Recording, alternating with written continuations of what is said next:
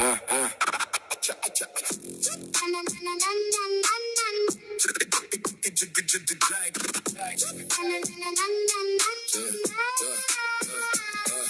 के कप में घूमता दो का पहाड़ा, सूरजमुखी करे गोल्डन रशियों का इशारा, सीधे धागे कर्व बनाते, धीरे धीरे पैटर्न समझ आते, अंधेरे डब्बे में तस्वीर बनाओ, अपनी बनाई बैटरी से रोशनी जलाओ, तोड़ के सोचो फिर से जोड़ो, खुद से सीखो थोड़ा सा खोलो, मैच बॉक्स से मशीन लर्निंग का खेल, कार्ड से बना दे एल्गोरिथम की रेल, आंखों की चमक वापस लौट आए, हाथ दिमाग और दिल मिल जाए, 30-30 एकलव्य बन जाए। शिक्षा, शिक्षण, शिक्षकों और बच्चों के साथ दिल का connection, that is what 30-30 is all about, है ना? 30-30 एकलव्य बन जाए।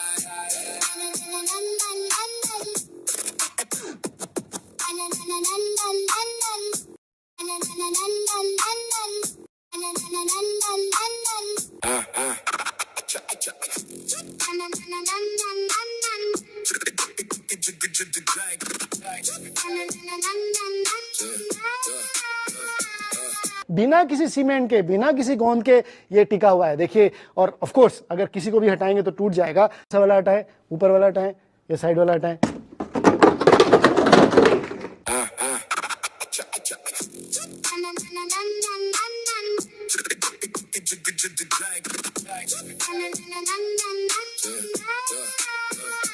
तोड़ के सोचो फिर से जोड़ो, खुद से सीखो थोड़ा सा खोलो, मैच बॉक्स से मशीन लर्निंग का खेल, कार्ड से बना दे एल्गोरिथम की रेल, आंखों की चमक वापस लौट आए, हाथ दिमाग और दिल मिल जाए, 30-30 एकलव्य बन जाए। Welcome to 30-30 Eklavya setup. Let's go. This is our 720 stick 15 frequency geodesic, 6 frequency geodesic. This is IIT with Rubik's Cube, our Lal Minar, and now let's enter the setup.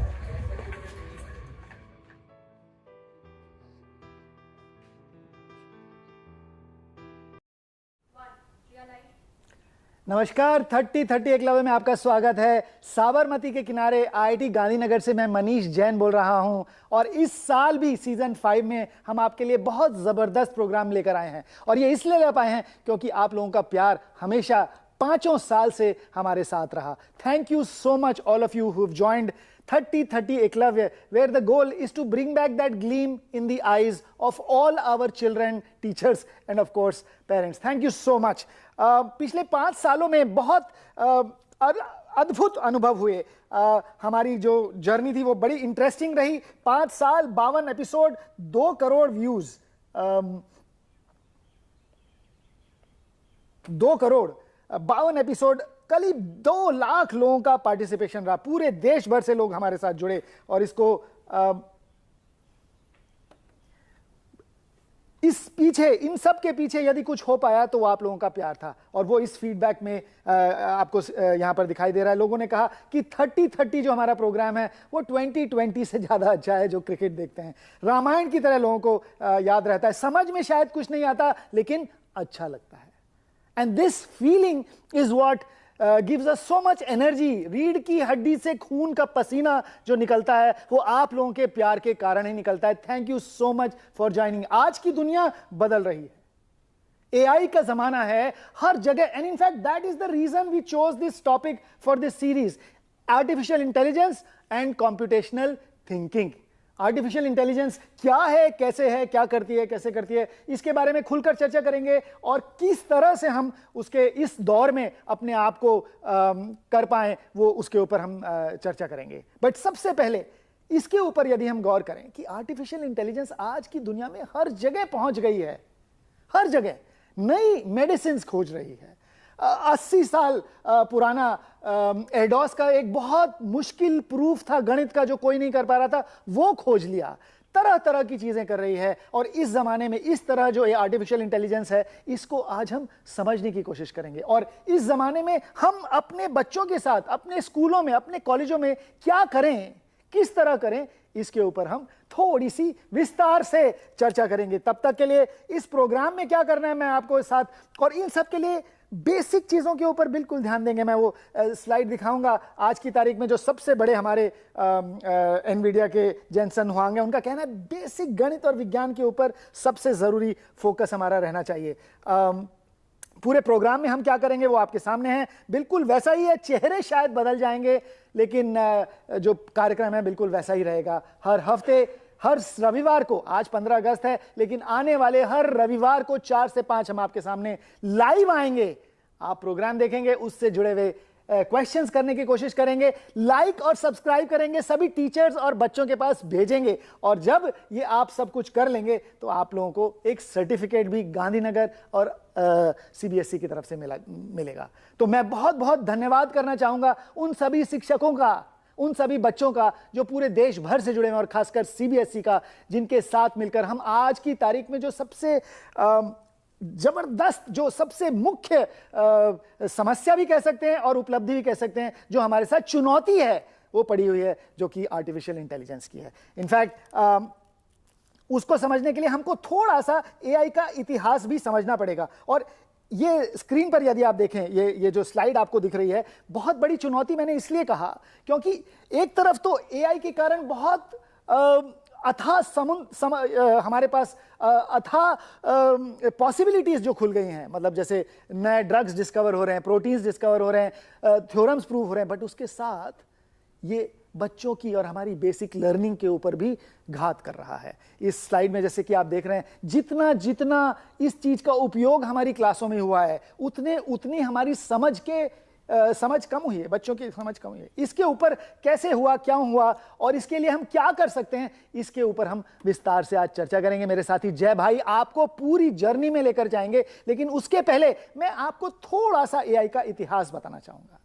और इट इज वेरी इंटरेस्टिंग कि इतिहास, अतीत से इंसान के दिमाग से समझने की कोशिश करी। थोड़ा सा गोल गोल चक्कर है, पर ध्यान दीजिए, इंसान ने अपने दिमाग को अपने दिमाग से समझने की कोशिश करी, और अतीत से, कभी से। और ये करते करते करते करते उन्होंने पाया कि हमारा दिमाग, इंसान जो भी कुछ करता है, जो भी आचरण करता है, जो भी समझ है, अनुभव जनित है। We all work based on the experiences that we had. इतना तो समझ आया हजारों सालों में। यह भी समझ आया कि एक्सपीरियंसेस हम कहीं स्टोर करते हैं, तो कहां करेंगे, भेजे में ही करेंगे। वो स्टोर कैसे करते हैं, यहां पर बात अटकी हुई थी till the time the medicine became advanced in the 1950s we figured out, or early 2000 we figured out there's something called the neuron. एक न्यूरॉन है, एक सेल है, जो कि सारी इंफॉर्मेशन, बहुत सारे, इनफैक्ट बड़ा इंटरेस्टिंग है, इंसानों को यह पता चला कि हमारे भेजे में, हमारे दिमाग में 8,000 करोड़ सेल्स हैं। 8,000 crores. Each of this cell by its connection keeps that अनुभव। ये जो एक्सपीरियंसेस है, ये दिमाग में ये कनेक्शंस के द्वारा स्टोर होते हैं। 8,000 करोड़ कनेक्शंस हैं। यहां तक तो हमको फिर समझ आया, लेकिन फिर 1950s में किसी ने दिमाग को, इसी समझ को एक टेक्नोलॉजी के रूप में बनाने की कोशिश करी। तो 1950s की है ये एआई, बट 1950s की एआई है, बट 1950s में इतनी टेक्नोलॉजी नहीं थी कि हम 8,000 करोड़ कनेक्शंस को कहीं पर कंप्यूटर या तकनीक के माध्यम से स्टोर कर पाए। और अब कमिंग अबाउट 10 years ago, 10 साल पहले तक हमारी टेक्नोलॉजी इतनी एडवांस हो गई है कि हम पूरे 8,000 करोड़ अनुभवों को किसी माध्यम से कैद कर सकते हैं कंप्यूटर में। इनफैक्ट बड़ा इंटरेस्टिंग है, बिल्कुल इंसान का दिमाग कैसे काम चलता है, एआई बिल्कुल उसी तरह काम करती है। हमारे एक्सपीरियंसेस हमारे न्यूरॉन सेल्स में पूरी तरह से कनेक्टेड हैं। उसी तरह से जो कंप्यूटर है, जहां पर हम लोग अपना आर्टिफिशियल इंटेलिजेंस का पूरा प्रोग्राम, जिसको हम चैट जीपीटी या लार्ज लैंग्वेज मॉडल्स जो भी बोलते हैं, वहां पर सारा मेमोरी में वो सब जो स्टोर्ड है। और 8,000 करोड़, इनफैक्ट आगे जाकर हम तो ये भी कह सकते हैं कि सिर्फ एक इंसान की नहीं, धरती पर जितने इंसान हैं, अतीत में जितनी भी हम लोगों ने सोच बनाई है, जितने भी अनुभव करे हैं, ऑल द हिस्ट्री, साहित्य, सब कुछ इन न्यूरॉन्स में स्टोर्ड है। तो एक इंसान के मुकाबले 800 करोड़ इंसानों के अनुभव को एक जगह जाकर हमने स्टोर कर लिया है। उसको हम आर्टिफिशियल इंटेलिजेंस या ये लार्ज लैंग्वेज मॉडल का नाम देते हैं। तो कल्पना करिए, एक हम है और एक ये है। तो अब सवाल आता है कि अगर इस तरह से इंसान का दिमाग काम करता है और ये हमारी आर्टिफिशियल इंटेलिजेंस है, मैं तो कहूंगा कि ये ह्यूमन इंटेलिजेंस ही है, क्योंकि कहीं ना कहीं ह्यूमन इंटेलिजेंस को समझकर ही उसी मॉडल को हमने आर्टिफिशियल इंटेलिजेंस के मॉडल के समान बनाया। तो क्या हम करें का उत्तर भी यहीं से आएगा। आर्टिफिशियल इंटेलिजेंस कैसे सीखता है? अनुभव से। और हमको यहीं पर हमारी काट है, यही हमारे पास उपकरण है कि जिस तरह से इंसान अनुभव करता है उसी तरह से एआई भी ट्रेनिंग जो करते हैं। And it is very interesting, the reason 30% of our energy in human body is used by the brain. Similarly आपको शायद आप लोगों ने खबर पड़ी होगी, एआई में भी बहुत ज्यादा जो एनर्जी यूसेज है वो भी इसीलिए है क्योंकि सारे एक्सपीरियंसेस जो स्टोर हैं उसके लिए बहुत ऊर्जा लगती है। जिस तरह से आपके दिमाग में 30% of your energy gets used, तो हमारे पास भी सिर्फ वही हमारे पास एक उत्तर है कि हम अपने बच्चों को अपनी शिक्षा में विभिन्न तरीके के अनुभव दें। एक बच्चा जब पैदा होता है उसके दिमाग में भी लगभग 8,000 करोड़ न्यूरॉन्स ही होते हैं, लेकिन उसमें कनेक्शंस अभी बने नहीं। और 1 साल में जब वो बच्चा सीखना चालू कर देता है, चलना चालू कर देता है, 2 साल में बोलना चालू करता है, वो कनेक्शंस बनने चालू हो जाते हैं। और इंटरेस्टिंग है, 12 साल की पहुंचते तक कनेक्शंस ज्यादातर बन जाते हैं। तो बहुत जरूरी है कि 12 साल की स्कूली शिक्षा में हम अपने बच्चों को सिर्फ कागज पेंसिल के नहीं, हर तरीके के अनुभव दें। सूंघने वाले, खेलने वाले, बनाने वाले, तोड़ने वाले, जितना ज्यादा फेलियर वाले एक्सपीरियंसेस देंगे उतना ज्यादा बच्चों का मस्तिष्क और उनके न्यूरॉन्स बनेंगे जिस तरह से एआई में बन रहे हैं। And in fact, if we have to deal with that, the minds have to work like that. So our education has to become like that. अनुभव जनित एजुकेशन, एक्सपीरियंशियल एजुकेशन। और वो कैसे करें? बड़ा इंटरेस्टिंग है। उसके पीछे जो आपको बोर्ड पर दिखाई दे रहा है, हमको ये समझ आता है। एंड इसी को ऑब्जर्व, थिंक एंड परसिवियर। हमें देखना पड़ेगा कि हम किस तरह से इन चीजों को इस तरह से देखें, ऑब्जर्व करें, उसके बारे में सोचें और मेहनत करें। इससे हमारे एक्सपीरियंसेस बनेंगे। इसी को हम कॉम्प्यूटेशनल थिंकिंग भी बोलते हैं। बहुत जरूरी है। In fact that's the only thing that makes us human being and that will save us, that will help us when everybody is saying, जैसे आपने पोल क्वेश्चन में देखा था, कौन सी नौकरियां बचेंगी, कौन सी जाएंगी, किस पर काम करें। मुझे लगता है इंटरनल इंटेलिजेंस या ह्यूमन इंटेलिजेंस के ऊपर हमको काम करना पड़ेगा, क्योंकि एआई हमारे दिमाग की सोच को ही एक सिलिकॉन में या एक सेमीकंडक्टर के माध्यम से एक कोई मॉडल बना है, बिल्कुल हमारी सोच को रिपीट करने के लिए। So that is what I feel there is to it, that we have to work. And of course the other thing that we will have to focus on is to, और इसमें बिल्कुल साफ दिखाई देता है, जो ये हमारा मॉडल है, एआई का मॉडल है, इसको हम बोलते हैं आपको वहां तक जाना है। जिस तरह बच्चे को बोलते हैं वहां तक जाना है, इंस्ट्रक्शनल नहीं होता है। यदि एक छोटे से बच्चे को हमने बोला कि चलने के लिए ऐसे ऐसे ऐसे से करो, तो बच्चा कभी नहीं चल पाएगा। वो अपने आप चलता है, वो उधर जाता है, लेकिन पड़ता है, गिर गया तो ये वाली मसल नहीं यूज करके वो करूंगा। इस तरह से करते करते सीखता है, ट्रेनिंग होती है। हमको फेल होने देना पड़ेगा। इसको एक्सपीरियंशियल एजुकेशन बोलते हैं, इसको ऑब्जर्व, थिंक एंड परसिवियर बोलते हैं। बच्चे ने चलते हुए बाकी लोगों को देखा, सोचा कि यार ये लोग चलते हैं, अपन कैसे चलेंगे, और मेहनत करते रहे। यहां से उनके वेट्स की ट्रेनिंग हुई। ये शिक्षा का सबसे अभिन्न अंग है। इसी को हम कॉम्प्यूटेशनल थिंकिंग का नाम भी दे सकते हैं। तो अगले 8 हफ्तों में हम आपके साथ हर हफ्ते इसी तरह की विभिन्न विस्तृत चीजें लाएंगे। कॉम्प्यूटेशनल थिंकिंग के ऊपर फोकस करेंगे, आर्टिफिशियल इंटेलिजेंस के ऊपर फोकस करेंगे और अलग अलग तरीके के अनुभव देंगे, ताकि आपके दिमाग भी न्यूरॉन्स के आपके दिमाग है, उनके कनेक्शन, ऑल्दो जैसे मैं कह रहा था कि 12 साल की उम्र के बाद बनने कम हो जाते हैं, लेकिन बंद नहीं होते जनाब। वेट्स आपके रिफाइन होते रहेंगे, जो चीज नहीं चाहिए वो छटती जाएंगी।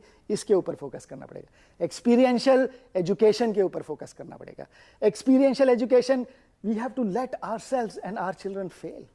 That's how we learn, that's how the child learns, that's how LLMs learn. So बिल्कुल क्लियर है, जैसे एआई सीखता है हम भी वैसे ही सीखेंगे, तो आगे बढ़ेंगे। अब मैं अपने साथी को बुलाना चाहूंगा कि किस तरह से हमने इस प्रोग्राम में इस LLM को समझाने के लिए एक माचिस की डिब्बी द्वारा एक कंप्यूटर का बनाया, जिसमें हर माचिस की डिब्बी एक न्यूरॉन की तरह है और उस माचिस की डिब्बी के अंदर वेट्स हैं।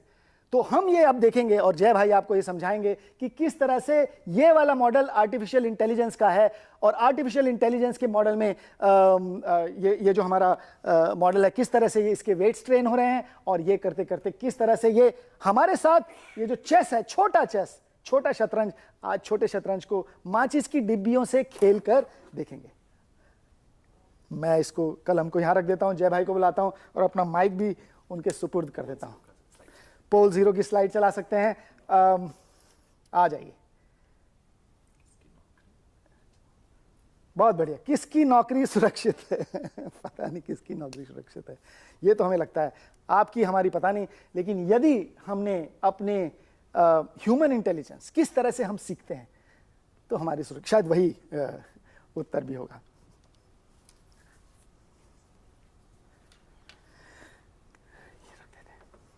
आइए, तो सबसे पहले ये मैच बहुत जबरदस्त, माचिस की डब्बी के साथ मैच।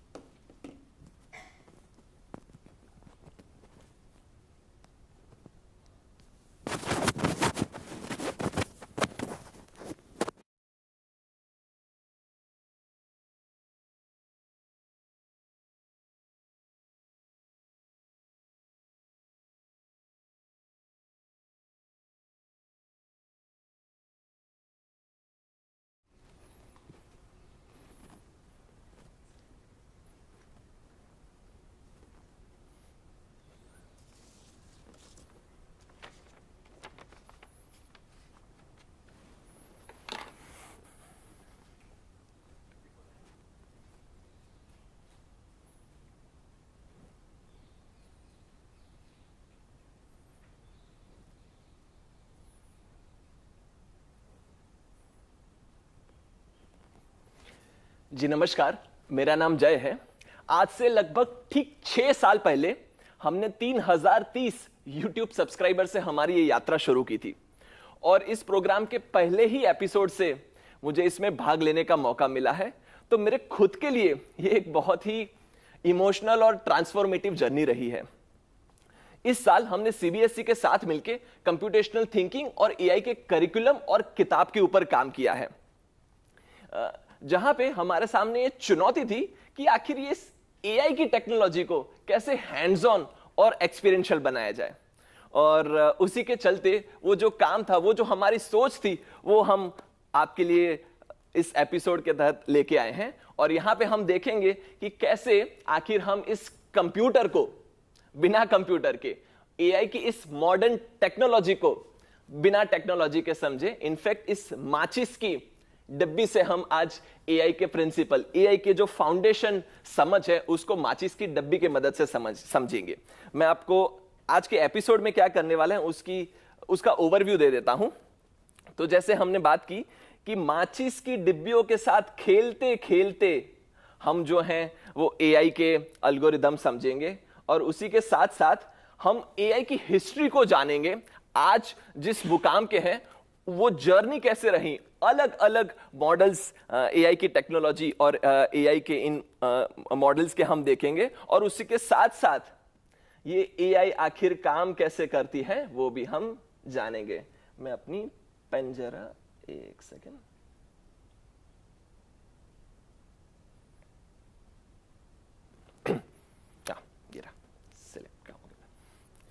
AI आखिर काम कैसे करती है वो भी समझेंगे। और साथ ही साथ कंप्यूटेशनल थिंकिंग को हम आउटडोर दीवालों के ऊपर और जमीन के ऊपर पजल्स बिछा के अलग अलग चीजों के माध्यम से कंप्यूटेशनल थिंकिंग को समझने की कोशिश करेंगे।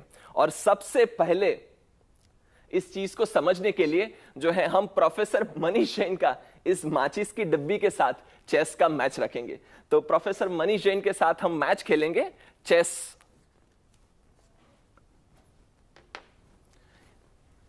ये शतरंज का बहुत बढ़िया। यहां पे हमारे पास चेस का बस छोटा सा बोर्ड है, छोटा वाला शतरंज है 3x3 का।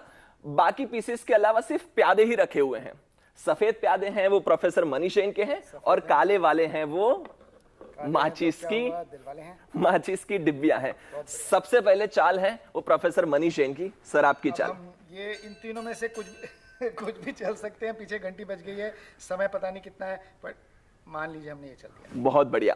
अब माचिस की डब्बी अपनी चाल चलने के लिए हम सबसे पहले वाला ड्रॉर उठाएंगे और उसमें से देखेंगे कि कौन सी वाली डब्बी के साथ हमारा ये चेस का बोर्ड है वो मैच हो रहा है। दो ही पॉसिबिलिटी थी, जैसे सर बात कर रहे थे, या तो बीच का चलाते या तो कॉर्नर वाला चलाते। और यदि ये वाला भी चलाते तो ये वाला चलाएं या ये वाला चलाएं बराबर है, इसलिए दो ही पॉसिबिलिटी है। तो आप देखेंगे कि ये वाली जो हमारी माचिस की डिब्बी के ऊपर जो निशान है प्यादों के, वो बोर्ड के साथ मैच कर रहे हैं। और जीतने के लिए कंडीशन बस इतनी है, प्यादे को सामने के साइड पहुंचा देना है। यहां से यहां जो पहले इधर पहुंच जाए या ये वाला इधर पहुंच जाए, वो जीत जाएगा। माचिस की डब्बी कौन सा मूव ले, उसके लिए मैं जो है रैंडमली इसके अंदर बीड्स रखे हुए हैं, अलग अलग रंग के बीड रखे हुए हैं, उसमें से कोई भी एक बीड को, तीन रंग के इसलिए क्योंकि यहां पर तीन चालें पॉसिबल है, तीन चालें पॉसिबल है, तो तीन रंग के। तो आप देखेंगे कि इसके अंदर तीन बीड्स हैं जो तीन अलग अलग माचिस की डब्बी की चाल को दिखाते हैं। इसमें से मैं कोई भी एक बीड को उठा लेता हूं, और ये जो है वो लाल रंग का बीड है। लाल रंग के बीड का मतलब ये है कि ये जो बीच वाली काली प्यादे हैं वो सर के सफेद प्यादे को काट देंगे। काट दिया भाई, काट दिया। अब है बारी सर की। अब वापस से ये तो पहले चल रही थी, हमें शतरंज एक्चुअली खेलना नहीं आता, पर फिर भी आज कोशिश करते हैं, ये वाला चल देते हैं। बहुत बढ़िया। अब उसके बाद माचिस की डब्बी के बारी के लिए आप देखेंगे हमने दूसरा वाला ये ड्रॉअर निकाल दिया है, और उसके अंदर कुल मिला के 10 पॉसिबिलिटी है, जो कि 10 माचिस की डब्बियां दर्शाती हैं। मतलब तीसरी मूव में there can only be 10 possible moves, and each of these thing signifies कौन सी वाली यहां पर की मैचिंग इसमें करा दे, तो वो बताएगा कि अब आगे क्या करें। बिल्कुल। और अब आप मैं देखूं, मुझे देखना है कि मेरी ये जो बोर्ड है, जो ये प्यादे रखे हुए हैं, वो कौन सी वाली माचिस की डब्बी के साथ तो नहीं करते, मैच हो रहे हैं। तो इसके साथ नहीं कर रहे हैं, इसके साथ भी नहीं कर रहे हैं। और इनफैक्ट ये भी होंगे, अगर आप नहीं काटते तो इनसे भी नहीं करेंगे, क्योंकि इसमें 6 हैं और इसमें तो 5 ही हैं। तो ये वाली शायद लग रहा है मैच करिए, टेढ़ी और ऐसे। बिल्कुल। अगर यहां पे इस माचिस की डिब्बी के ऊपर आप अगर देखें तो 2 सफेद हैं और बाकी के 2 काले, कुछ इस प्रकार से प्यादे रखे हुए हैं। फिर से आप उसके अंदर देखें तो अलग अलग 3 रंग है, 4 रंग है, अलग अलग मूव्स के लिए हमने एक एक बीड रखा हुआ है। यहाँ चल सकती है, यहाँ और चार रंग है, ये यहाँ भी जा सकती है, ये यहाँ। बिल्कुल। अब मैं आंख बंद करके इसमें से कोई भी एक रैंडम बीड को चूज कर लेता हूं, और ये है हमारा पीला वाला बीड, जिसका मतलब है ये जो आखिर में कोना वाला प्यादा है, उसको एक कदम हम आगे चलाएंगे। क्या बात है गुकेश भाई। सर आपकी बारी। और हम तो जीत गए भैया, ये यहाँ पहुंच गया, सफेद अंत तक पहुंच गया, घंटी बजा सकते हैं। तो ये जो था हमारा ट्रायल राउंड था, यहाँ पे हम सिर्फ रूल समझने के लिए ये वाला खेल खेल रहे थे। फिर से मैं आपको इसके रूल बता देता हूं। छोटा सा चेस है 3x3, सिर्फ प्यादे हैं जो सीधे चल सकते हैं, या तो अपोनेंट के प्यादे मारने के लिए क्रॉस में चल सकते हैं। जीतने के लिए बस 2 ही रूल है, आप या तो सामने के साइड पे पहुंच जाइए, या फिर आपका अपोनेंट अगर मूव ही नहीं हो पाए तब भी जाके जीत जाएगा। इनफैक्ट बड़ी इंटरेस्टिंग है कि हर मूव के लिए कितनी पॉसिबल मूव्स हैं, वो सब इन सब में स्टोर्ड है। बिल्कुल। तो एक तरह से इसके अंदर इसको सब कुछ पता है। बिल्कुल बिल्कुल। पर इसको ये नहीं पता कैसे आचरण करना है जी। तो अनुभव नहीं है इसके पास। अनुभव अभी तो नहीं अब है। अनुभव वाला थोड़ा सा लाइए तो कुछ और मजा आए। तो ये है फाइनल हमारा मैच। अभी तो जो है वो ट्रायल था, ताकि हम रूल समझ ले, सभी लोग रूल समझ ले, आप भी रूल समझ ले। और जो है अब फिर से आपके लिए जो है फाइनल पोल का सवाल है, क्या लगता है आपको, माचिस बनाम प्रोफेसर मनीष जैन, कौन जीतेगा ये फाइनल का मैच? रूल्स वही हैं, सर के जो प्यादे हैं वो सफेद प्यादे हैं, माचिस की डब्बी के जो प्यादे हैं वो काले वाले हैं। या तो सामने पहुंच जाओ, या तो सामने वाले के सारे प्यादे को ब्लॉक कर दीजिए। सर आपकी पहले बारी। बहुत बढ़िया। और इसमें इस बार स्ट्रक्चर वही है, मतलब आदमी वही है, लेकिन इंसान जो अंदर बैठा है या जो अंदर जो भी बैठा है, उसने अपना दिमाग अनुभव के हिसाब से कुछ कर दिया है। जी बहुत बढ़िया। चलिए अब फाइनल में हम एक्सपीरियंस पर्सन को वही वाला करते हैं जो पहले करा था, वही करते हैं। बहुत बढ़िया। अब माचिस की डब्बी के मूव के लिए हम फिर से देखेंगे, 2 ही पॉसिबिलिटी थी जैसे हमने पहला देखा था, या तो बीच वाला या तो कॉर्नर वाला। उसमें और इसमें ये माचिस की डब्बियां सेम रहेंगी, लेकिन अंदर का सामान गड़बड़ हो गया है। जी जी। मतलब हमारा दिमाग के अंदर जो न्यूरॉन्स हैं वो वही रहे, कनेक्शंस बदल गए। तो अब डिब्बे जो है वो डिब्बियां नहीं रही, इसके अंदर कुछ तो अलग अलग फेरफार हुआ है। तो जो कॉर्नर वाला है माचिस का डिब्बा, इसको मैं उठा दूंगा। ये मैच कर रहा है, जो बोर्ड के साथ मैच कर रहा है, ये कॉर्नर वाला हमने आगे चला है। और इसके अंदर अब मैं देखूं तो पहले के जैसे सारे ही बीड्स नहीं रहे, कुछ कुछ बीड्स है वो निकल गए हैं। तो अब जो है हम रैंडमली नहीं ले रहे हैं, कुछ सोच विचार करके माचिस की डब्बियां फाइनल में खेल रही है। ये जो लाल बीड है, इसका मतलब ये है कि जो बीच वाला प्यादा है वो सर के प्यादे को काट देगा। तो हम ये बीच वाला जो माचिस का डब्बे का प्यादा है उससे सर के प्यादे को काट देंगे। पोल अभी भी ओपन है आप सभी के लिए, अभी भी आप अपना उत्तर जो है वो चेंज कर सकते हैं। क्या लगता है माचिस की डब्बी बनाम प्रोफेसर मनीष जैन?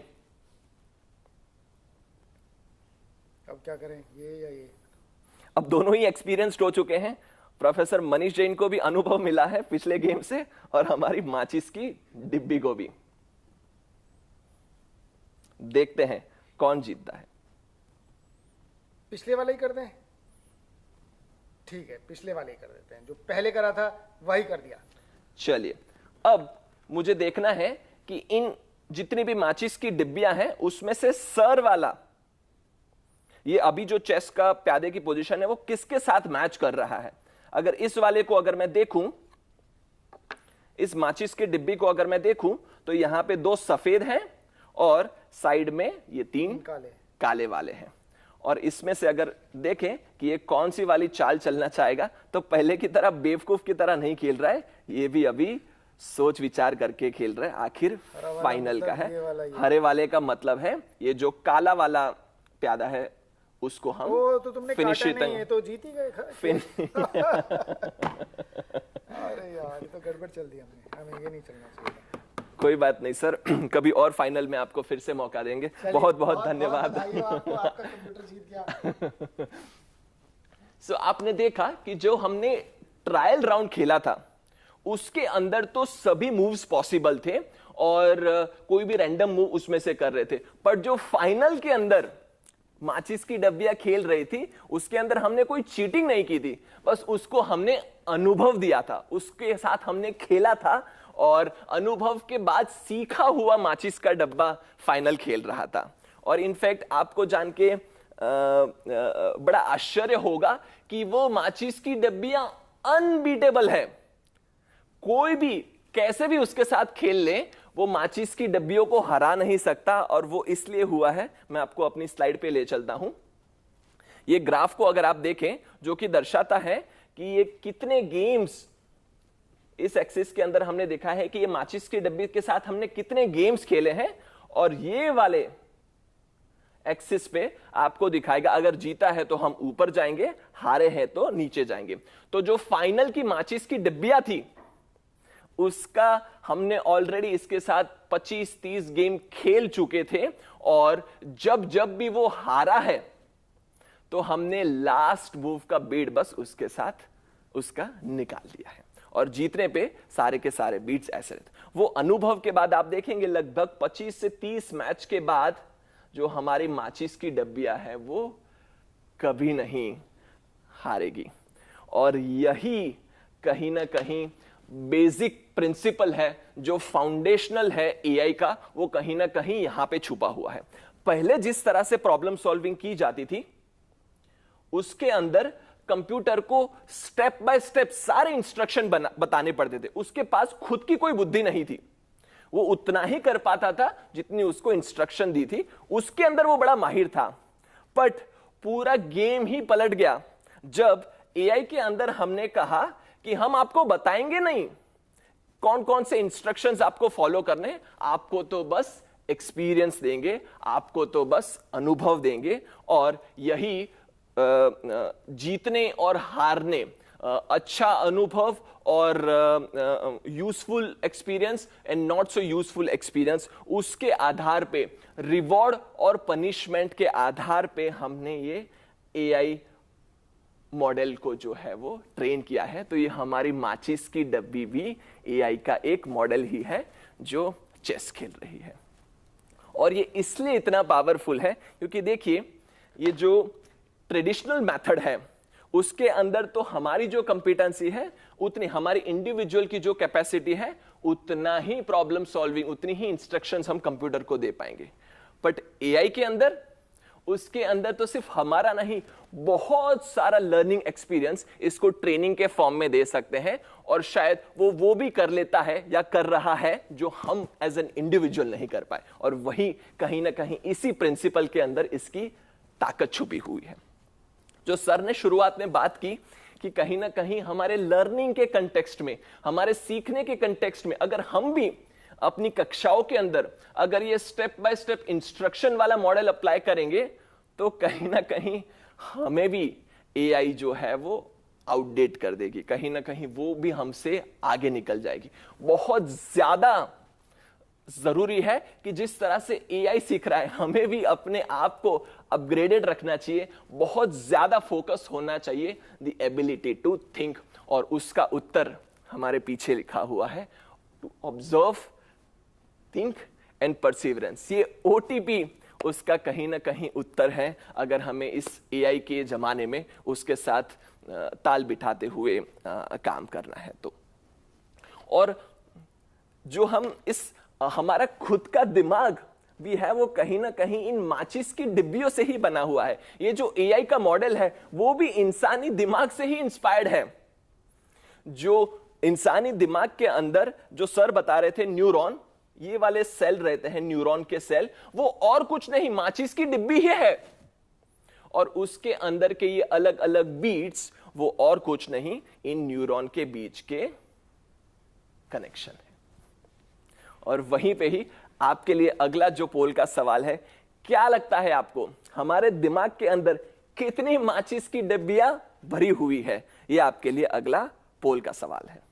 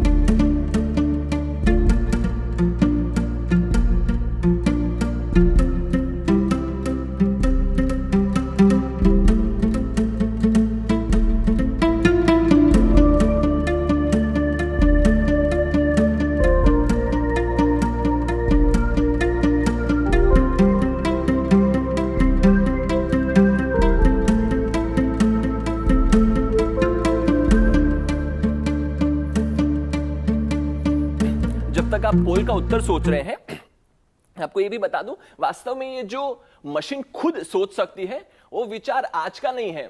जैसे सर हिस्ट्री बता रहे थे, लगभग 300 साल पहले बहुत ही एक ट्रिक बहुत पॉपुलर हुई थी, जहां पे एक मशीन इंसानों के सामने चेस खेल रही थी। एक इनफैक्ट ये जो तुर्क है, ये एक रोबोट है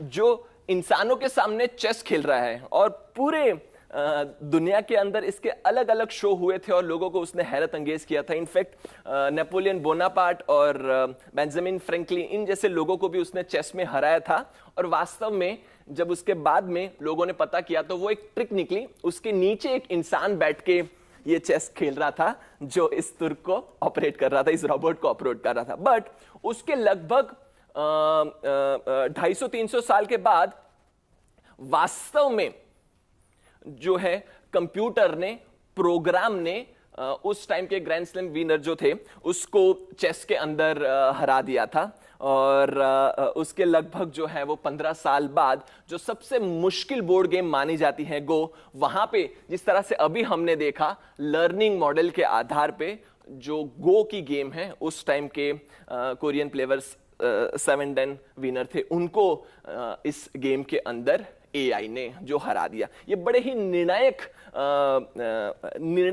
बेंचमार्क्स रहे हैं। और जो शुरुआती एआई के मॉडल रहे हैं वो वास्तव में इस बोर्ड गेम चेस और अलग अलग बोर्ड गेम्स के ऊपर ही एक्सपेरिमेंट हुए हैं।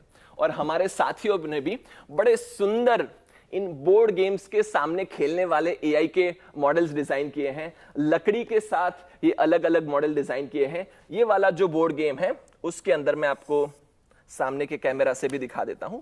3x3 की जगह 4x4 का ये बोर्ड है और प्यादे की जगह ये दो अलग अलग रंग के सिक्के हैं। शर्त वही है जीतने की, आपको बस सामने के साइड अपने सिक्के को पहुंचा देना है और प्यादे की जगह ये सिक्के जो हैं वो क्रॉस में चलते हैं।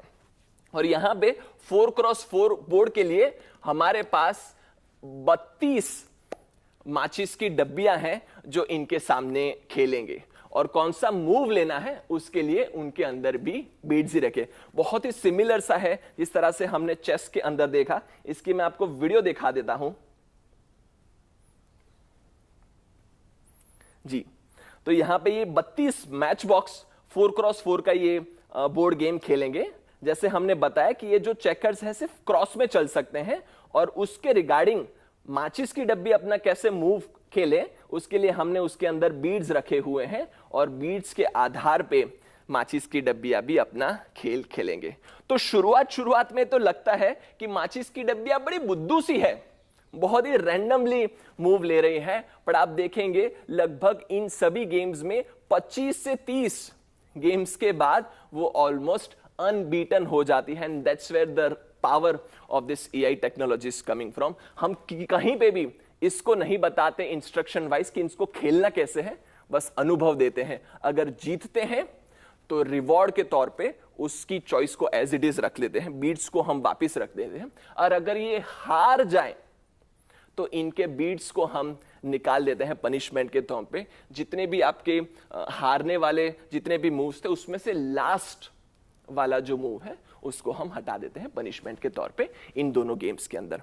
और उसी तरह एक और बोर्ड गेम के लिए हमारे साथी हैं कुलदीप भाई और राहुल भाई। उन्होंने ये बोर्ड गेम डिजाइन किया है जिसके अंदर आप जीरो और क्रॉस का ये जो गेम है वो खेल रहे हैं माचिस की डिब्बियों के सामने। बाकी जो दो गेम के हमने देखे उसके कंपैरिजन में इसके अंदर पॉसिबिलिटी बहुत ज्यादा है। इनफैक्ट 304 माचिस की डब्बियां इन लकड़ी को टुकड़े के साथ बनाए, बहुत ही खूबसूरत मॉडल बनाए हैं। इसमें से मैं एक दो आपको दिखाने की कोशिश करता हूं। अक्सर तो आपके कबाड़ के ड्रॉअर में आपने कपड़े रखे होंगे, पर यहां पे इन अलग अलग ड्रॉअर में हर एक ड्रॉअर के अंदर ये माचिस की डब्बियां हमने रखी हुई हैं। छोटा सा ब्रेन इन कबाड़ के अंदर हमने इन ड्रॉअर्स के अंदर रखा हुआ है। और इसके साथ खेले कैसे उसकी भी मैं आपको वीडियो दिखा देता हूं। हर मूव के लिए हमने यहाँ पे एक छोटे छोटे ये डिब्बे बनाए हुए हैं। कुल मिला के 304 माचिस की डब्बियां हैं। और अगर इनको खेले कैसे तो सबसे पहला वाला जो मूव है वो हमारे माचिस की डिब्बियों का है। और माचिस की डिब्बी के खोलने के ऊपर उसमें से कोई भी एक रंग का बीड हम निकाल लेंगे। और मान लीजिए यहां पे ब्लू कलर का है तो ब्लू रंग जो है वो डिनोट करता है कि बीच में रखना है। उसके बाद क्रॉस जो है वो सामने वाले प्लेयर ने खेला है और इस तरह से गेम खेलते जाएंगे। तो जहां से एआई की शुरुआत हुई थी इस बोर्ड गेम्स के साथ, कहीं ना कहीं हम भी इन सभी बोर्ड्स के साथ खेलते खेलते एक्सपेरिमेंट करते करते एआई के मॉडल के डिजाइन कर रहे हैं, उनके पीछे का प्रिंसिपल समझ रहे हैं, किस तरह से इनको ट्रेनिंग दी जाए, ट्रेनिंग के रूल क्या होने चाहिए, जीतने पे और हारने पे किस तरह से इसको ट्रेनिंग दी जाए। और कहीं ना कहीं वो रिलेट होता है हमारे दिमाग के अंदर। हमारे दिमाग के अंदर इस दुनिया की जनसंख्या से भी ज्यादा न्यूरॉन्स हैं, मैच बॉक्सेस हैं। लगभग 8000 करोड़ न्यूरॉन्स हमारे दिमाग के अंदर बैठे हुए हैं। 8000 करोड़ माचिस की डिब्बियां हमारे दिमाग के अंदर बैठी हुई है। और हर डिब्बी के अंदर लगभग 1000 बीट्स अलग अलग हैं जो कि ये इन न्यूरॉन्स के बीच के कनेक्शंस हैं। तो अगर मैं इसको आपको चित्र के फॉर्म में दिखाऊं तो ये जो हमारा न्यूरॉन है वो और कुछ नहीं मैच बॉक्स है, और इनके बीच का ये जो अलग अलग बीड्स हैं वो और कुछ नहीं, इनके आपस में कनेक्शन है। इनफैक्ट जब आप चलते हैं, हमने शुरुआत में बात की कि जब एक बच्चा चलता है उसको लगभग 1 साल का समय लगता है, 10,000 घंटे की ट्रेनिंग चलने के लिए लगते हैं। वहां पे 200 शरीर के मसल, मैं आपको वो स्लाइड पे दिखा देता हूं, 200 शरीर के मसल चलने के लिए इस्तेमाल होते हैं, और 50 हड्डियां आपस में मिलके ये टास्क को करते हैं, और दिमाग की 6000 डिब्बियां उसके लिए लगती हैं। तो मन में प्रश्न ये भी होता है कि आखिर इतना कॉम्प्लेक्स नेटवर्क, इतना कॉम्प्लेक्स ब्रेन किस तरह से इतना एफिशिएंटली काम करता होगा, और उत्तर छुपा हुआ है इनकी हायरार्की में। इनका नेटवर्क बना हुआ होता है, और हर नेटवर्क का एक सुनिश्चित काम होता है, वही उसको करना होता है। और उसी के साथ साथ मैं आपको वो डायग्राम में भी दिखा देता हूं। अगर हमारे ब्रेन के नेटवर्क को देखें तो ये जो ऊपर का डायग्राम है वो कुछ इस तरह से है, इन न्यूरॉन का नेटवर्क बना हुआ है हर, और उसी को ऐसे भी हम समझ सकते हैं कि ये जो पूरा नेटवर्क है वो लेयर बाय लेयर है, और हर न्यूरॉन का एक बड़ा ही सुनिश्चित, एक बहुत ही फिक्स काम रहता है, और उसी वजह से ये पूरा कॉम्प्लेक्स नेटवर्क जो है वो काम कर पाता है। उसी को समझने के लिए हमारे साथियों ने एक बड़ी मजेदार गतिविधि डिजाइन की है, जिसके अंदर वो साथ में मिलके पता लगा रहे हैं बिना देखे कि फल कौन सा है।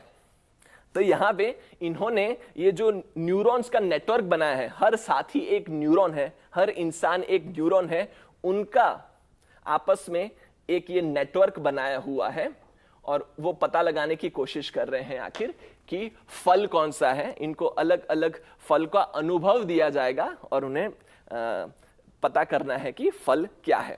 और हर एक न्यूरॉन, हर एक इंसान का बड़ा ही सुनिश्चित सा काम है। जैसे ये पहले के ये जो 2 न्यूरॉन्स हैं, उनका बस काम है, फल उनको दिया जाएगा, वो देख नहीं पाएंगे, बस उसका टेक्सचर की इंफॉर्मेशन क्या है वो आगे पता करेंगे। बस पूरा टाइम उस फल को छू कर जो है उसकी टेक्सचर की इंफॉर्मेशन वो आगे पास करेंगे। उसी तरह से ये बाकी के जो 2 न्यूरॉन्स हैं, उसका वेट पता करके उसकी इंफॉर्मेशन को आगे पास करेंगे। उसके बगल वाले न्यूरॉन्स साइज, और उसके बगल वाले जो हैं वो उनको टेस्ट करके जो इंफॉर्मेशन को आगे पास करेंगे।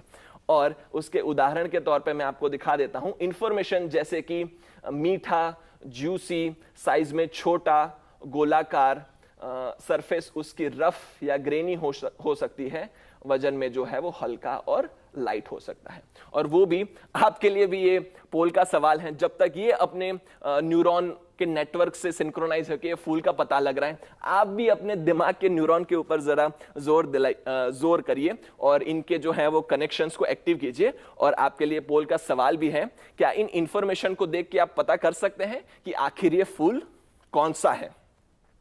इन्हीं पैरामीटर्स को देख के आपको पता करना है कि ये आखिर फ्रूट कौन सा है, जो 4 ऑप्शन दिए गए हैं उसमें से।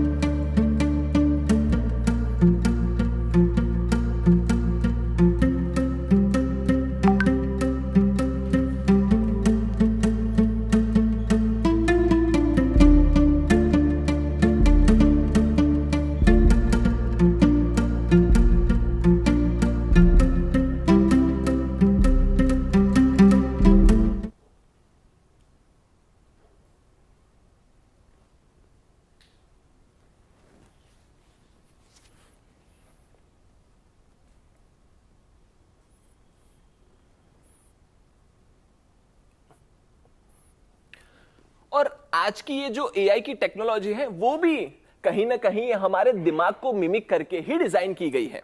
जैसे कि मान लीजिए कोई भी डिजिट को आइडेंटिफाई करना हो, उसका चित्र दिया गया हो और उसमें से पता करना है कि 0 से 9 में से कौन से डिजिट हैं, तो इसी प्रकार के न्यूरॉन का बना हुआ नेटवर्क एआई की टेक्नोलॉजी के अंदर काम करता है। और वहां पे भी हर लेयर का एक बड़ा ही सुनिश्चित सा काम है। जैसे सबसे पहले वाले लेयर में हर एक न्यूरॉन जो है वो पता करेगा कि लाइन इस चित्र के अंदर खड़ी लाइन या लेटी हुई लाइन या टेढ़ी लाइन है कि नहीं है। उसी तरह से उसका बगल वाला जो नेटवर्क है वो पता करेगा इनके आउटपुट के हिसाब से, जो पहला वाला लेयर था उसकी इंफॉर्मेशन के हिसाब से, कि कहीं पे सर्कल है क्या, एल है क्या, टेढ़ा वाला एल है क्या, टी है क्या, इन आकारों को जो है वो पता करेगा। और उस इन की माहिती के हिसाब से, ये वाले लेयर की माहिती के हिसाब से जो आउटपुट वाला लेयर है वो डिसाइड करेगा कि कौन सा वाला डिजिट हमारे चित्र के इनपुट है।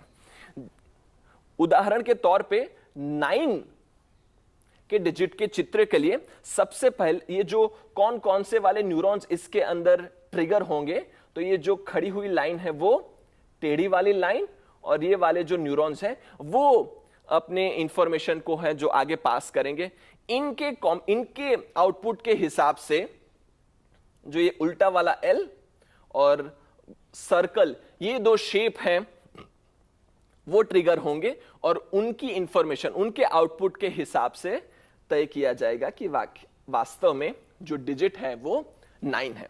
तो पूरा जो टास्क था उसको लेयर बाय लेयर हायरार्की में छोटे छोटे टास्क में डिवाइड किया गया और इनकी हर एक लेयर अपना आउटपुट नेक्स्ट लेयर को देते हैं, और इसी तरह से हमने पूरा ये जो कॉम्प्लेक्स टास्क है वो कर पाया। हमारा दिमाग भी इतने सारे 8000 करोड़ न्यूरॉन को इसी तरह से हायरार्की में बांट के काम कर रहा है, और एआई की टेक्नोलॉजी के अंदर भी जो फंक्शनिंग है उसको छोटे छोटे टास्क में बांट करके इस कॉम्प्लेक्स टास्क को किया जाता है। उसी के साथ में मैं आपको एक और ये न्यूरल नेटवर्क का बना हुआ मॉडल दिखाता हूं, जिसके अंदर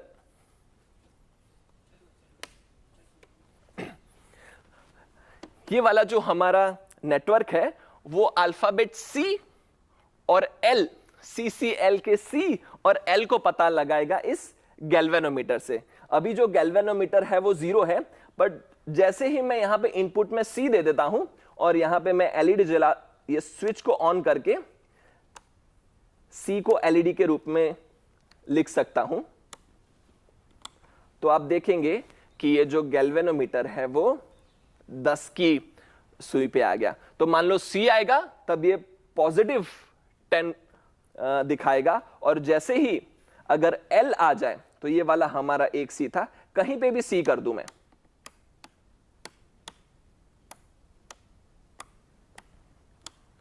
तो ये इसे +10 वोल्टेज में दिखा देगा। और उसी के साथ तो ये हो गया C, और उसके बाद जहां पे भी मैं अगर L कर दूं तो ये आप देखेंगे कि -10 के अंदर, कहीं पे भी यहां पे L कर दे तो ये उसे माइनस ही दिखाएगा। यहां पे भी करके देख लेते हैं, -10 दिखा रहा है। तो ये एक बड़ा ही बेसिक सा अल्फाबेट किस तरह से आइडेंटिफाई किया जाए उसका ये मॉडल था। और ये जो आप नॉब्स देख रहे हैं, ये हमारा यहां पे ये वाला जो है ये इनपुट है जहां से हम इंफॉर्मेशन दे रहे हैं, और ये जो आप नॉब्स देख रहे हैं वो और कुछ नहीं, न्यूरॉन्स ही है।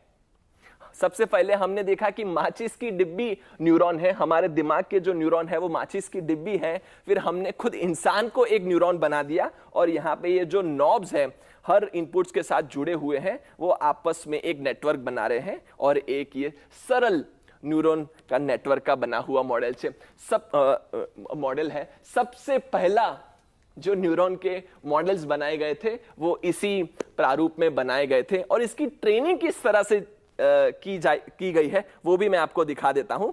ये आप देखेंगे, जैसे कि हमने बात की कि ये जो LEDs हैं और उसके साथ स्विच है जिससे हम इनपुट में 0 या 1 दे सकते हैं, वो उसके इनपुट्स हैं, और उसका जो आउटपुट है वो हमें गैल्वेनोमीटर में उसका वोल्टेज दिखाई देगा। और ये जो नॉब्स है वो डिसाइड करते हैं कि कितनी इंफॉर्मेशन आगे देनी है या नहीं। तो सबसे पहले सारे नॉब्स 0 हैं, जिसका मतलब है वो आउटपुट में कुछ ही नहीं दे रहे हैं। बट हमें ट्रेनिंग के लिए क्या करना है, जो भी सीव के नॉब्स है उसको हमने +10 सारे नॉब्स को कर दिया। और उसी तरह से हमें चाहिए था कि जब L अल्फाबेट आए तो उसके रिगार्डिंग ये जो इंफॉर्मेशन है, इनकी जो भी अभी पोजीशंस है उसके रिलेटिवली हमें उसका -10 नॉब्स करना है। तो कितनी इंफॉर्मेशन को कब आगे करना है, आगे जाने देना है कि नहीं देना है, ये हमारे ये न्यूरॉन्स, ये नॉब्स डिसाइड करते हैं। और हमारी ट्रेनिंग भी कहीं ना कहीं इस तरह से ही होती है जिस तरह से हम ये इस सिंपल मॉडल के अंदर देख रहे हैं।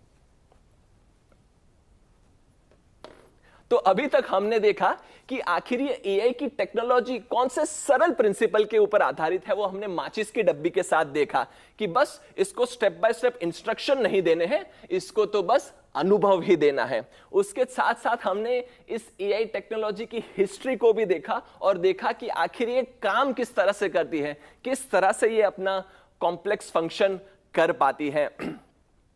और बहुत जरूरी है कि कहीं ना कहीं जिस तरह से हमने देखा कि इन माचिस की डब्बियों अपने आप सीख के इतनी पावरफुल बन जाती हैं, इंस्ट्रक्शन बाय इंस्ट्रक्शन वाली जो मेथड है वो चलेगी नहीं, उसी तरह से हमारे दिमाग की माचिस की डब्बियों के अंदर भी हमें बहुत सारे बीट्स भरने चाहिए, अनुभव ले लेकर।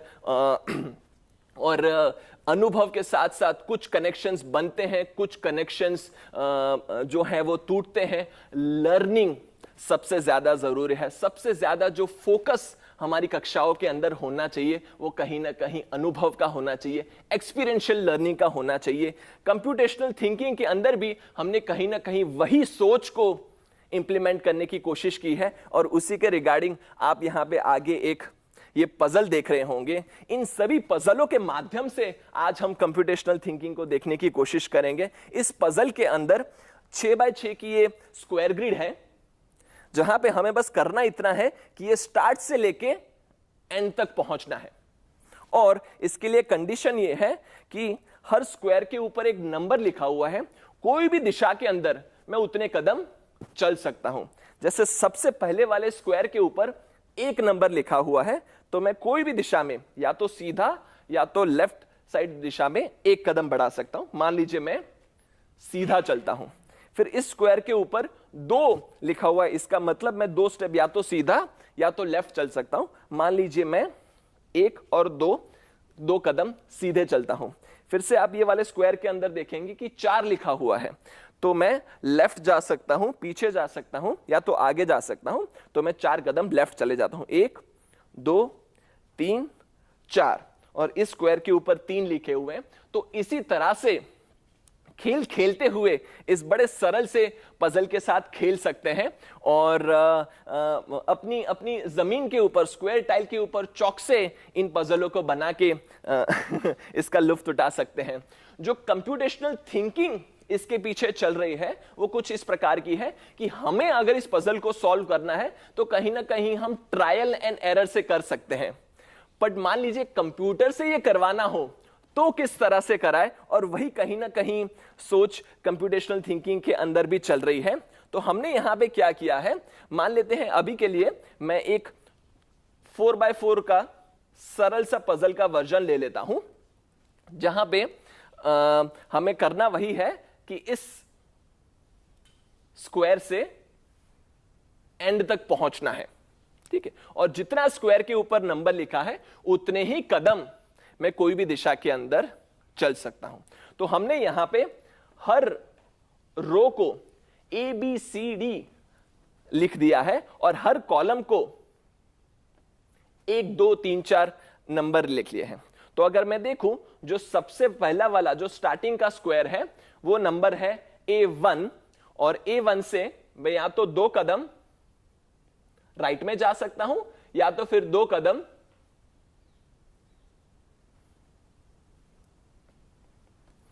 नीचे जा सकता हूं।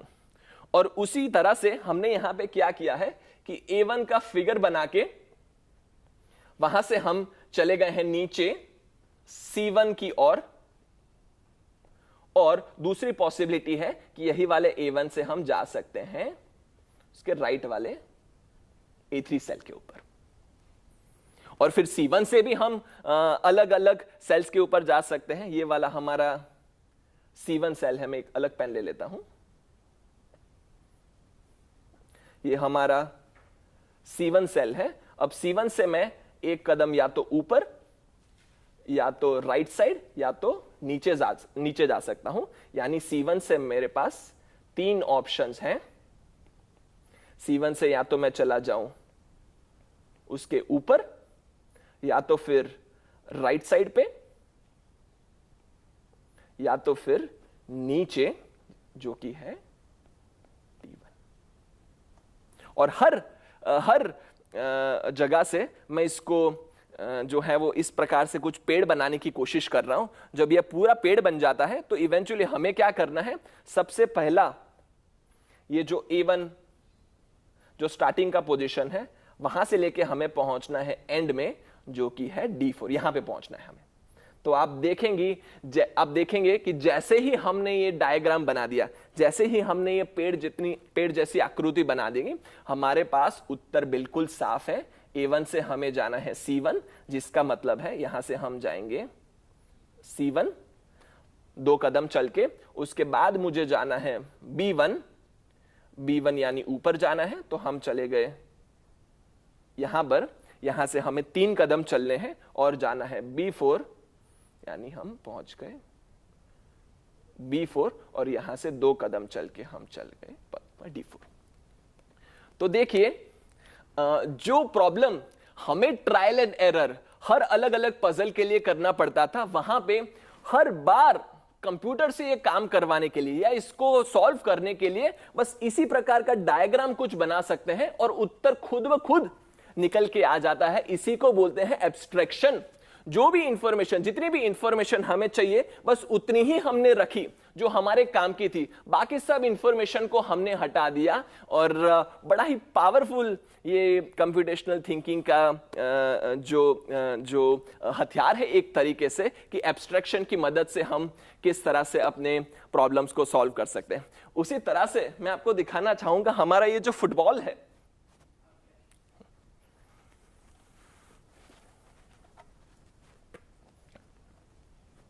ये जो फुटबॉल है वो भी कंप्यूटेशनल थिंकिंग का एक बहुत ही मजेदार पजल है। इस फुटबॉल कि जिसके ऊपर 12 पंचकोण और 20 षटकोण से ये 3D आकार बना है, उसको मान लीजिए मुझे रंग करना हो, उसके ऊपर कलर करना हो उस तरह से कि बगल बगल के फेसेस को सेम कलर नहीं होना चाहिए, तो कितने मिनिमम कलर लगेंगे। अभी तक तो आपने सफेद और काले वाले फुटबॉल देखे होंगे, बट जो हमने कंप्यूटेशनल थिंकिंग से इसको रंग किया है वो कुछ इस तरह से किया है। तो यहां पे इसको सीटी का रंग चढ़ गया। सफेद, पीला, हरा और लाल जो है वो सिर्फ 4 रंग से हम इनको कलर कर सकते हैं, इस तरह से कुछ कि बगल बगल में सेम रंग नहीं है। और ये बहुत ही मजेदार प्रॉब्लम है, जो है वो रियल लाइफ प्रॉब्लम है, क्योंकि जब भी नक्शों को रंग किया जाता है तो बगल बगल के सिटीज, बगल बगल के जो देश है उनको सेम रंग नहीं कर सकते, और आपको जो रंग इस्तेमाल करने हैं वो कम से कम करने हैं। एक और मजेदार जो इसके ऊपर प्रॉब्लम हो सकता है, इसकी ये जो वर्टाइसिस है, जो चोंच निकली हुई है वो 60 है, उसको आप दुनिया के 60 शहर मान सकते हैं। सभी शहर को विजिट करना है एग्जैक्टली वंस। इसका मतलब है कि आपको हर शहर के ऊपर जाना है इन एजेस के ऊपर चलते चलते, बट किसी भी शहर पे दूसरी बार नहीं जा सकते। वो पाथ कौन सा होगा वो हमने इस फुटबॉल के ऊपर बनाया हुआ है। ये जो लाल रंग का आप देख रहे हैं वो उसी तरह से हमने इस फुटबॉल के ऊपर चले हैं कि कोई भी एक शहर पे दूसरी बार न जाए। और उसमें कंप्यूटेशनल थिंकिंग किस तरह से है उसका मैं थोड़ा आपको ब्रीफ देता हूं, and then of course will share you how to go in a detail. तो ये जो फुटबॉल देख रहे हैं आप, उसी की ही ये आकृति, सरल आकृति, जैसे इससे पहले हमने एक पेड़ बनाया था, एक ट्री डायग्राम बनाया था पजल के लिए, उसी की ही ये आकृति है। ये जो आप पॉइंट्स देख रहे हैं वो और कुछ नहीं है, फुटबॉल के ही पॉइंट है, और उसके साथ ये जो एज देख रहे हैं वो और कुछ नहीं है, फुटबॉल की एज है। और इस आकृति के ऊपर आपको ऐसे चलना है कि किसी पॉइंट के ऊपर दूसरी बार ना आए। आज तो जो है हम आपको थोड़ी सी झांकी ही दे पाए जो अलग अलग गतिविधियां हमने की है उसके ऊपर, एआई की टेक्नोलॉजी को बिना टेक्नोलॉजी से समझने के लिए, कंप्यूटेशनल थिंकिंग को अपने हाथों से बिना कंप्यूटर को कैसे करें उसकी कहीं ना कहीं टीजर या ट्रेलर देने की कोशिश की है। इसी की हमने ये किताब लिखी है जिसके अंदर लगभग 40 से ज्यादा गतिविधियां हैं जो कि हैंड्स ऑन है, आपको कुछ ना कुछ बना के इन कंप्यूटेशनल थिंकिंग के प्रॉब्लम के ऊपर काम करना है। हम आपके साथ बिल्कुल हमारा ये जो काम है वो साझा करना चाहेंगे। इसी की हमने वीडियो की प्लेलिस्ट बनाई है, आप जाके यूट्यूब पे हमारे चैनल पे जाके सर्च करेंगे तो वो ढूंढ पाएंगे। और उसके लिए शर्त ये है, हम आपके साथ ये बिल्कुल साझा करना चाहेंगे, अगर आप हमें ईमेल लिखें ccliitgn.ac.in या तो फिर eklavya@iitgn.ac.in। बट शर्त ये है, आज की ये जितनी भी गतिविधियां थी उसके आपको पजल जितनी भी आपकी गतिविधियां की थी वो आपके लिए चैलेंज के तौर पे हैं। इस एपिसोड के बारे में आप जो है अपनी टिप्पणी दीजिए, और ये जो चैलेंज है वो आपको करने हैं as a part of an homework और असाइनमेंट। माचिस की डिब्बियों के साथ बने अलग अलग ये बोर्ड गेम्स के साथ ये खेल सकते हैं, अलग अलग रूल्स अप्लाई करके जो है वो आप हमें शेयर कर सकते हैं। अपने कक्षा के अंदर ये एक बड़ी मजेदार गतिविधि हो सकती है जहां पे अलग अलग वस्तुओं को और चित्र को जो है आप इस प्रकार के नेटवर्क बना के जो है वो बिना देखे आइडेंटिफाई कर सकते हैं। पजल्स बना के कंप्यूटेशनल थिंकिंग करा सकते हैं, और बिल्कुल फुटबॉल और अलग अलग 3D सॉलिड के ऊपर कलर करके और उसके ऊपर चल के कंप्यूटेशनल थिंकिंग के फंडामेंटल्स को समझ सकते हैं। उसी तरह से हमने एक कंप्यूटेशनल थिंकिंग के बॉक्स बनाए ही नहीं, गतिविधियों का जो है वो एक मटेरियल और मॉडल्स के फॉर्म में किट बनाया हुआ है, वो भी हम आपके साथ बिल्कुल साझा करना चाहेंगे। आप अपनी कक्षाओं के अंदर आप चाहें कि हम आपकी स्कूल्स में आके वर्कशॉप्स करें, ऑनलाइन आप जुड़ना चाहते हैं कंप्यूटेशनल थिंकिंग के कोर्स के लिए, या तो फिर आप ये बक्से के साथ हमारे साइड से सहायता चाह रहे हैं या फिर किताब चाहिए जो है वो, बिल्कुल उसके लिए आप हमें ईमेल लिखिए ccl@iitgn.ac.in और उसके साथ साथ eklavya@iitgn.ac.in। और शर्त आपको पता है, उसके लिए आपको सभी होमवर्क और असाइनमेंट जो है वो पहले करने हैं।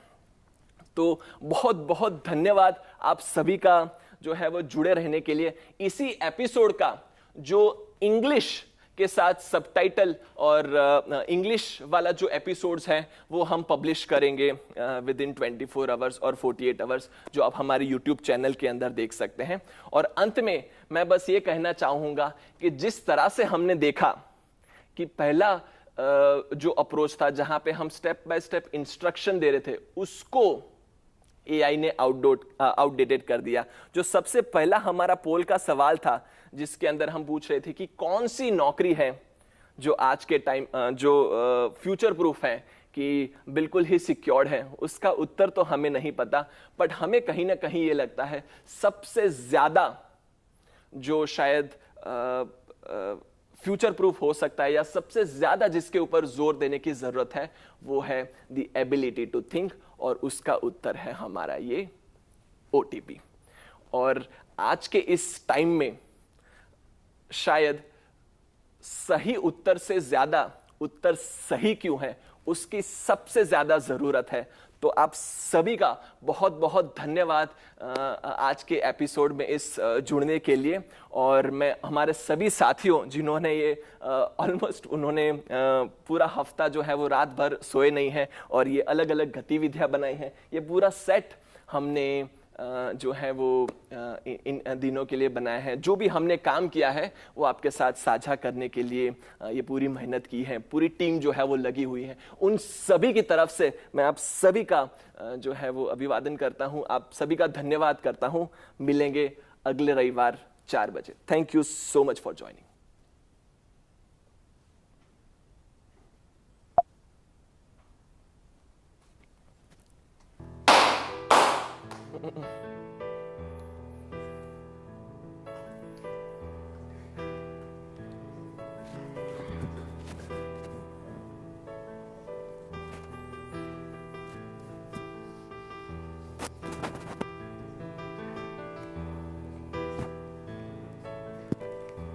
है guys, back with another video. है हमारा सेट रेडी हो चुका है।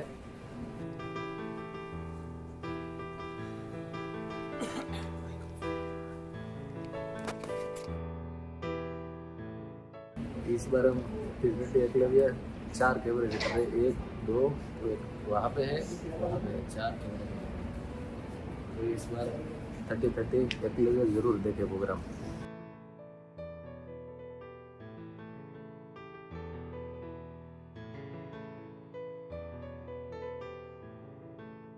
आपका स्वागत है 30-30 एकलव्य में।